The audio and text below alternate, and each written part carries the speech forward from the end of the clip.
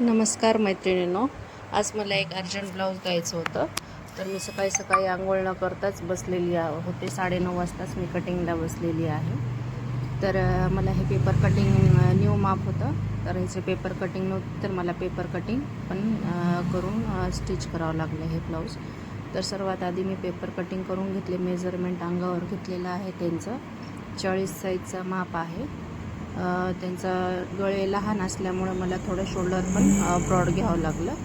तर अशा प्रकारे पेपर कटिंग झाली.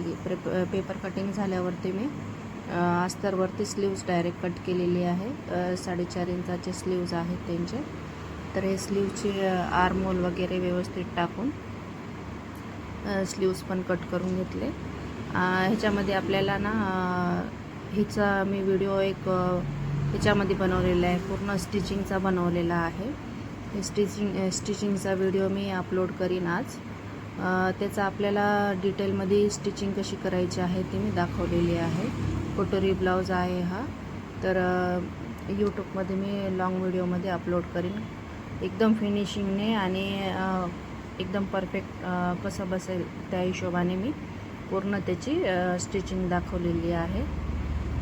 तर तुम्ही तिकडे यूट्यूबला मी आज व्हिडिओ अपलोड करीन, त्याच्यानंतर तुम्ही जाऊन बघा. तर अशा प्रकारे हे कटिंग झालेली आहे.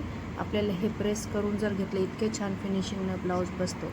तर मी सर्वात आधी हे अस्तर प्रेस करून घेते, मग ग्लू लावते. ग्लू लावल्यावर मेन फॅब्रिक त्याच्यावर ठेवून अजून एक वेळेस प्रेस. एक तर आपल्याला स्टिच मारायची गरज नाही आहे, कच्ची शिलाई डायरेक्ट आपल्याला